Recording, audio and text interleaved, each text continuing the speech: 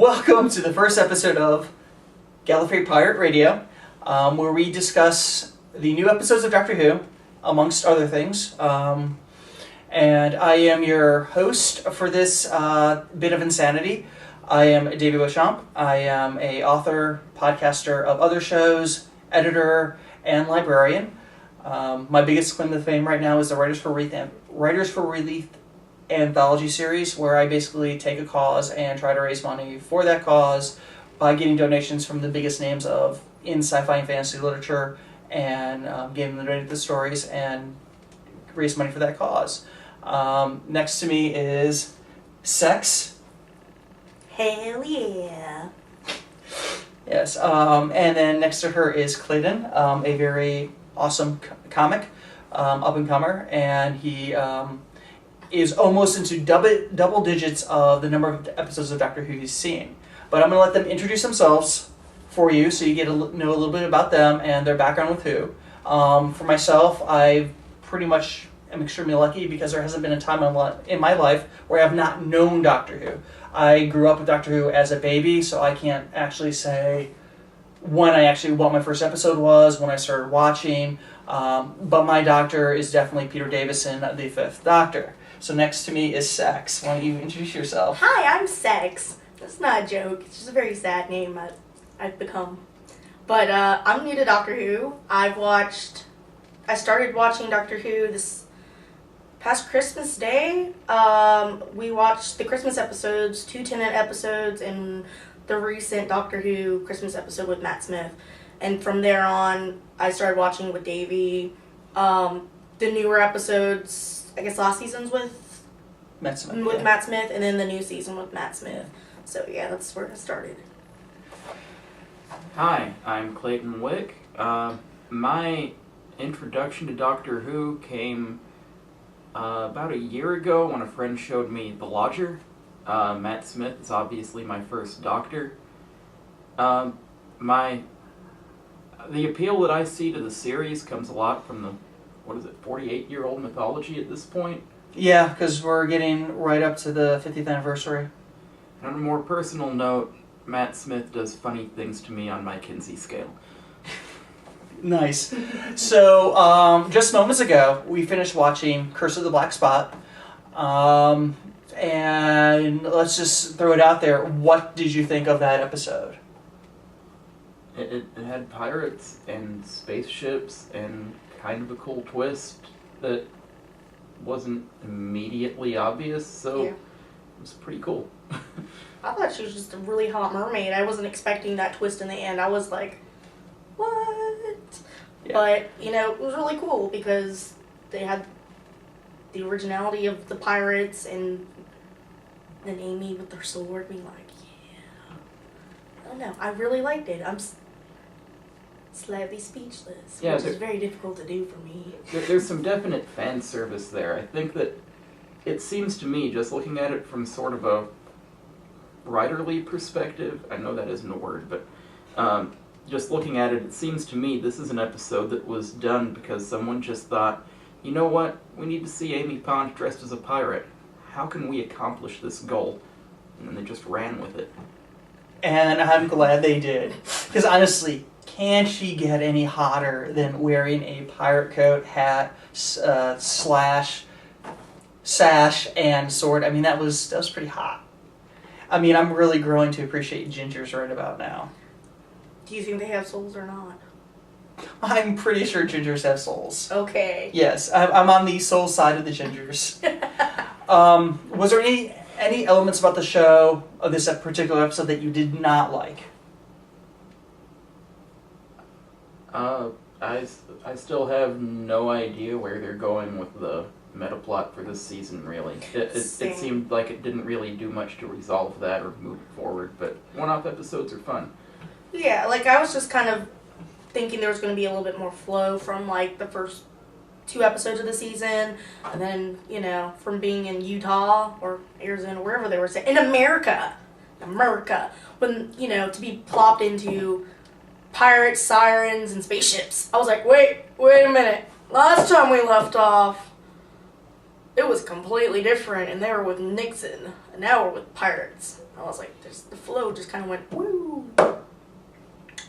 Yeah, but I think that's one of the things that works for Doctor Who, especially right now, is that you had these two really, really heavy episodes introducing sort of the plot of the entire season, and they pretty much just wanted to take it down a notch, bring it back to a fun atmosphere. Yeah. And I really felt like this had some elements of very classic Who stories, where it was just all about the action, the adventure, the fun, as opposed to, this heavy plot, with the Doctor possibly dying, with Amy's baby being there and not being there, the paradox of that. So it was fun. It kind of reminded me of how they handled school reunion during Tenet, followed by Girl in the Fireplace, because you're like, how can they follow up the Sarah Jane Smith episode, because that was such a geek lovers episode, and they did it with, I think, Girl in the Fireplace phenomenally well, which I'll make you guys watch eventually, because I think those are two phenomenal episodes to watch back to back. The girl with the French dress. Yes. Yeah. And the mask, and it's all woo. There is one thing that did bother me about the new episode. And it could be that I just missed it the multiple times I've watched it, which I'll feel really bad if I did. The dude with the really fucked up eyebrow. Where he just kind of vanished? Where he just kind of vanishes, and we don't see how he gets taken by the siren.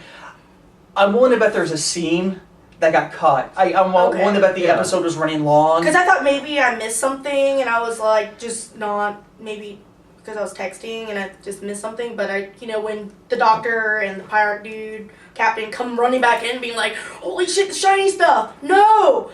And then, the guy's gone, and I was like, okay. Yeah, there's a scene break, and then he's not there anymore. Yeah, see, and then, okay.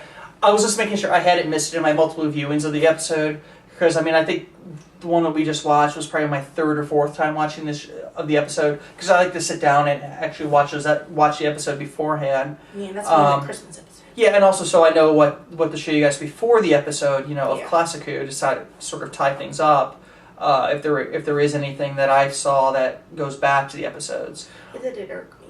But what did you think about the mysterious woman appearing to Amy again?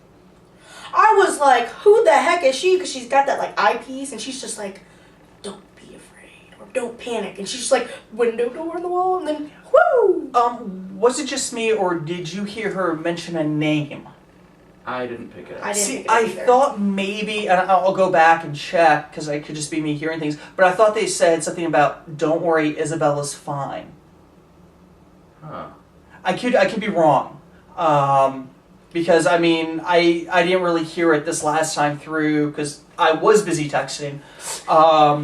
So I missed the scene. But I would like to go back and actually check that out, which I might actually... It could have just been because I made a comment when she showed up being like, who the hell is she? Yeah. She just came out of the wall, and Amy's like, what was that? Yeah, I'm curious about, why that's only appearing to Amy. Does it have something to do with the silence? Does it have something to do with something else? Her baby, maybe? Yeah, well, I'm pretty sure it deals with the baby on some level. She looks so futuristic, too. Yeah. To me, yeah. Yeah, which, try not to, leave this episode, but I think talking about the baby, brings us to episode 1 and 2, which we have not talked about yet, which we will do a discussion at some point in the near future, when probably during the break that they're going to have, we'll go back and do those first 2 episodes, plus some Tenet, and most likely some Classic Who as well, because I plan to make sure that these people get to experience Who in all its glory. But yeah, the baby. Any thoughts, feelings? Just makes me kind of think similarly to the movie. It's not about Doctor Who, but the time traveler's wife. Baby just kind of vanishes. I have not seen the time traveler's wife. Well, basically, the baby. There's a time traveler and marries, and she gets pregnant, but her miscarries because the baby keeps the fetus keeps time traveling out of her. It's not right, so it just kind of makes me think of maybe it's just kind of floating around somewhere. I think the problem probably relates to Rory. He's inadequate. No, actually, that's actually really, really interesting. Because one of the theories that I've heard about Rory is yes, he came back as human, and to that, the fact that he remembers everything as his time as the Centurion, is possible that when Amy remembered everything for the Big Bang, she messed up with Rory. She messed Rory up who he was. Mm-hmm. He's like one of those odd little things in time. Kind of like Amy is. Because what I really hope is that the baby and the mysterious woman don't become something like the crack. Because we've already had the crack. We don't need another crack, this season. Because I'm more interested in the silence. Because the silence was hidden at all last season. Mm-hmm. In bits and pieces. And I mean, like in the second episode of the season, which I'm going to show you guys fairly soon, there's some interesting graffiti with an image that looks like the Doctor and his mouth shown shut.